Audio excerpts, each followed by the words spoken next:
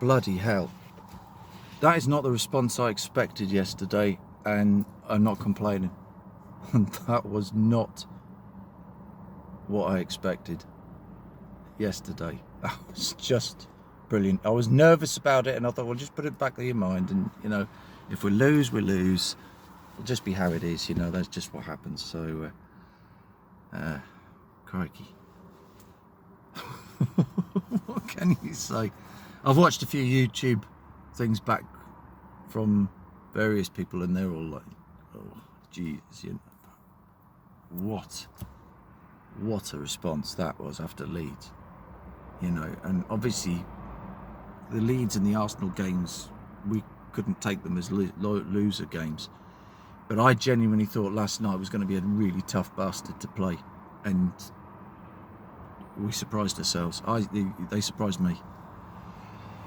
So it all comes down to Monday night, which is going to be even bigger. It's against a team that I can remember. We wore this kit, unveiled it with its blue star, and I know that's the McEwens, the blue star shirt, the first time, the Andy Cole hat-trick, the fact that we were fucking 6 up at half time. And I was down here waiting to tune in. They were going to show the first half highlights, and all I saw was a goal for Leicester and a goal for us. In the second half, it was like all the fucking fun and games has been in the first.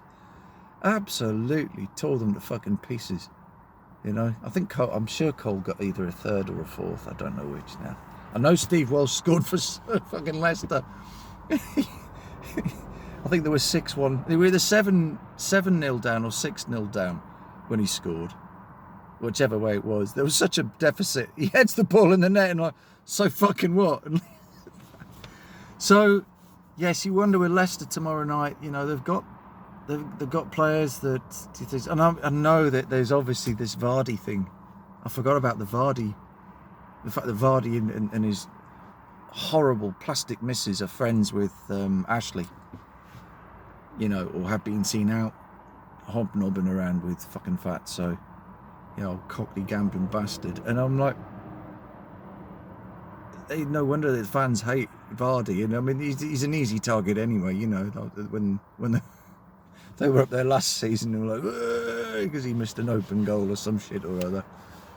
So anyway, we don't want to get too complacent, because Leicester might just come along and banana skin us, and if that fucking happens, well, all right, to be fair, if they pulled something out of that bag, then, maybe they do deserve to stay up, but you just sort of look, it's like someone has said, I have read this somewhere else or seen this somewhere else, and somebody's commented and said, they look like they've already dumped the tools, That's right. And it was Newcastle's fans' TV. It was last night. He'd said, it looks like Leicester's, they've just down-tooled and they've just given up. So who knows? But the occasion may yet do. Who knows? But, wow.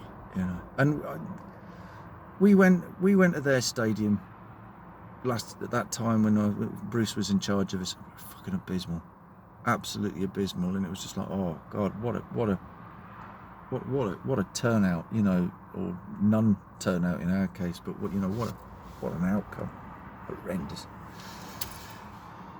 Anyway, yeah, I had a terrible night's sleep last night, so I'm not wonderful today, but I've got everything focused on what I need to do today and not what I would prefer to do. So this is just one of those. I've got the Friday afternoon, I'm not doing much, and I thought I'd do a piece to camera. I think this is something like my 6th attempt at trying to get this, because I end up starting on one subject as usual, drifting onto something else, and then end up having a right good bloody moan, and it gets really, really vitriolic. Earlier on I was talking about Luton Town. Mind you, I spoke to somebody about Luton Town with this, and everyone's sort of like, oh, isn't Luton wonderful? No, we don't want those fuckers back. Really don't want that team. And as to why Eric Morecambe fucking supported them, I can only assume it was because it was one of his classic jokes where, they're a joke team. I might as well support them. I'm a comedian, And he was obviously there and got involved with the rivalry. And there's, I saw an interview once. He's been interviewed by Brian Moore. And did Elton lose? He's mean, of course, because the rivalry between them and Watford, even though they're not even in the same bloody counties.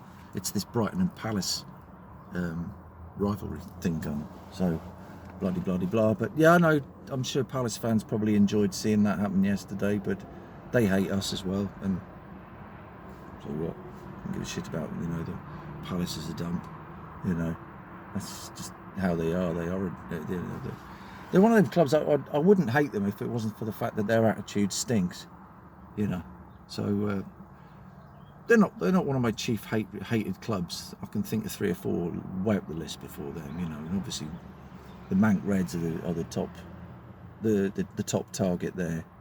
You know, I've certainly got a dislike for Chelsea over the years, but you know, it's the Terry Collier sort of like Londoners. They're all flash. So oh fuck, it was good. And I mean, that 3rd and 4th goal, I think that must have come from the fact that we just knackered them out. But did we knacker ourselves out in the process of knackering them out? Bruno not in the legs, but the way the length of the field caught them, and that you know, superb. So yeah, now we've got one team at home. Last game typically is away, which is a shame. I'm pretty sure that's the 2nd year run in the Premier League we've given us an away tie second, as the last, you know, the last game of the season we're away from home. And the Prem seems to has this organised where we end up facing the same teams almost at the same time of year. Bit shit, really. I think the fixtures computer needs a kick up the arse, frankly. And it really sure as hell, you know, thank God Brighton went to sleep last night for a little while, and we got what we needed from that, because I had feared before the match that this is a team who's gone to Arsenal and caused a bit of bother. They may go here, raise their game against us, it could be tricky. And actually, their goal was fucking superb, because it cut right through, and yeah, we were dreadfully exposed at the back.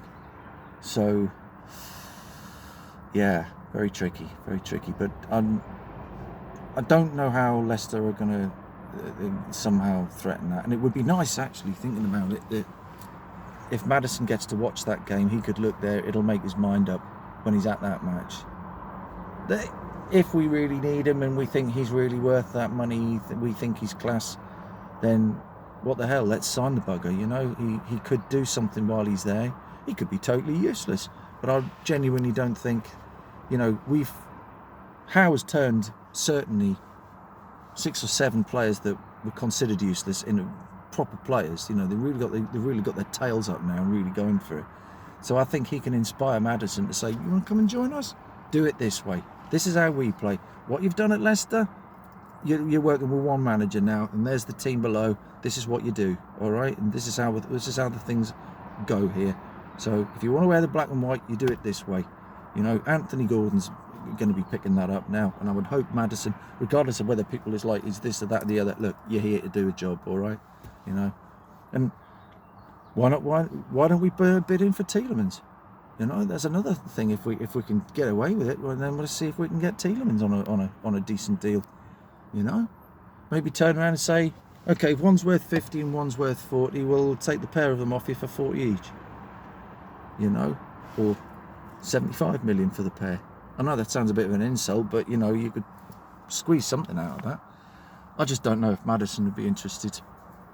The rumour is he's thinking of going to London, and thinking, well, all right, then go and join Spurs if that's what you think is the case, mate. But you know, frankly, I don't think you'll fit in there if that's what you prefer to do. But let's not be bitter about the guy until he actually makes his decision on whether he wants to come or not. As I say, I think if he knows what the ground is like, he knows what the team is like, and he knows what the atmosphere is like, he'll think, I think I fancy fucking giving this a try, even if it's just for 6 months. You know, he may fit in, he may not. You know, his injury problems are what we need to be avoiding, because that's exactly what we were struggling under the likes of Robson. You know, we get Darren Ambrose, he's injured. We get Kieran Dyer, he was always fucking injured. You know, and when we got decent players, Owen, he never fucking showed up. We all know what happened with Owen, and let's not go on about that bastard. But no, it's going to be interesting. But yeah, I'm not complaining. Bring on Monday night, I think. It's going to be an interesting weekend where it's quiet, and then see what happens on Monday night. Could be good. Anyway, take it easy.